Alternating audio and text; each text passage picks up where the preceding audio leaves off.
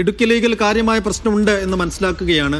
എത്ര സ്ഥാനാർത്ഥികൾ അവിടെ ഈ 3 ടേം തുടർച്ചയായി മത്സരിച്ചവർ മാറി നിൽക്കണമെന്ന സംസ്ഥാന കമ്മിറ്റിയുടെ ആവശ്യം അല്ലെങ്കിൽ ഒരു നിബന്ധന മറികടന്നുകൊണ്ട് എത്ര പേരിപ്പോൾ കുപ്പായമിട്ട് രംഗത്തുണ്ട്? അവരുടെ കാര്യത്തിൽ ജില്ലാ കമ്മിറ്റിയുടെ ഒരു നിലപാട് എന്താണ്? ഇതിപ്പോൾ ഒരു വിമത സ്ഥാനാർത്ഥിയിലേക്ക് കാര്യങ്ങൾ എത്തുന്ന രീതിയിലാണോ ഉള്ളത്?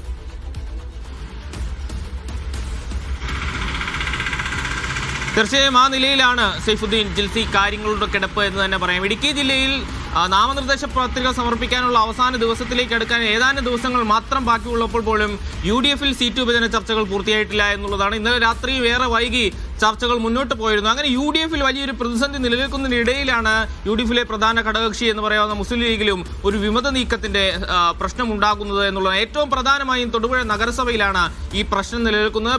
തൊടുപുഴ നഗരസഭയിലെ മുസ്ലിം ലീഗിന്റെ പ്രമുഖരായ സ്ഥാനാർത്ഥികളായി എപ്പോഴും തന്നെ അവതരിക്കാറുള്ള 2 പേരാണ് AM ഹാരിദും സഫിയ ജബ്ബാർ. ഇരുവരും തൊഴിൽ നഗരസഭയിലെ മുൻ ചെയർപേഴ്സൺ സ്ഥാനം അലങ്കരിച്ച ആളുകൾ കൂടിയാണ്. ആ നിലയിൽ മുസ്ലിം ലീഗിന് ഒരു ചെയർപേഴ്സൺ സ്ഥാനാർത്ഥി എന്ന നിലയിലേക്ക് കൂടി ഉയർത്തിക്കാണിക്കാവുന്ന ആളുകളാണ്.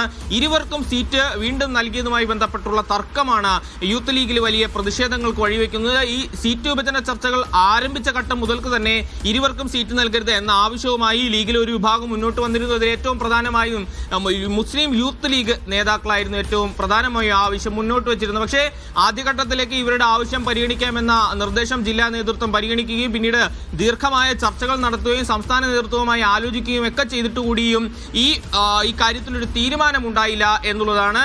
ഇത്തരം ആളുകൾക്ക് സീറ്റ് നൽകുമ്പോൾ പ്രധാനപ്പെട്ട ഈ 2 സീറ്റുകൾ 16 സീറ്റുകളാണ് തൊഴിൽ നഗരസഭയിലെ ആ വാർഡുകളിലാണ് ഈ പ്രശ്നം നിലനിൽക്കുന്നത്. അവർ ആ സീറ്റുകൾ നൽകുമ്പോൾ മുതിർന്ന ആളുകൾക്ക് ആ സീറ്റുകൾ നൽകുമ്പോൾ യുവാക്കൾക്ക് അവസരം നിഷേധിക്കപ്പെടുന്നു എന്നുള്ള കാര്യമാണ് ഇരുവരും ചൂണ്ടിക്കാണിക്കുന്നത്. ഈ വിമത നീക്കം നടത്തുന്ന ആളുകൾ ചൂണ്ടിക്കാണിക്കുന്നത്. അവർ പറയുന്നത് സംസ്ഥാന നേതൃത്വത്തിനും ജില്ലാ നേതൃത്വത്തിനും സാദിഖ് അലി ശിഹാബ് തങ്ങൾക്കും PMA സലാമിന് അടക്കമുള്ളവർക്ക് രേഖാമൂലം ഈ വിഷയം ഉന്നയിച്ച് പരാതി നൽകിയിട്ടുണ്ട്. സംസ്ഥാന നേതൃത്വത്തിൽ ഒരു വിഭാഗം തങ്ങൾക്കൊപ്പമുണ്ട്.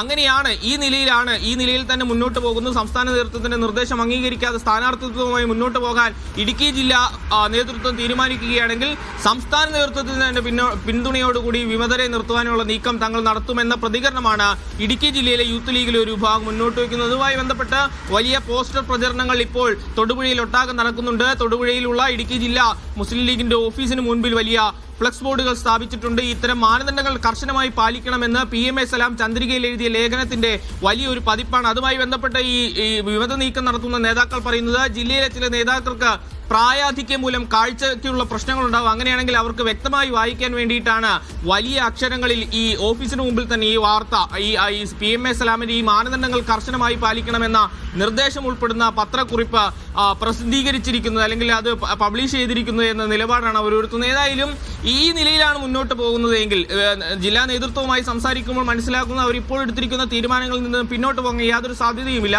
കാരണം വിജയസാധ്യത കൂടി പരിഗണിച്ചുകൊണ്ടാണ് തൊടുപുഴ നഗരസഭയിൽ MA ഹാരിദിനും കൂടാതെ സഫിയ ജബ്ബാറിനും സീറ്റ് നൽകിയിരിക്കുന്നത്. ഇരുവരുടെ സ്ഥാനാർത്ഥിത്വവുമായി ബന്ധപ്പെട്ടാണ് വലിയ പ്രശ്നങ്ങൾ നിൽക്കുന്നത്. ആ സ്ഥാനാർത്ഥിത്വത്തിൽ നിന്ന് പിന്നോട്ട് പോകാൻ യാതൊരു സാധ്യതയും നിലവിലെ സാഹചര്യത്തിലില്ല. അങ്ങനെയാണെങ്കിൽ ഒരു വിമത നീക്കം തൊടുപുഴ നഗരസഭയിൽ ഉണ്ടായേക്കും. ലീഗിന് വലിയ സ്വാധീനമുള്ള ഇടമാണ് തൊടുപുഴ നഗരസഭ.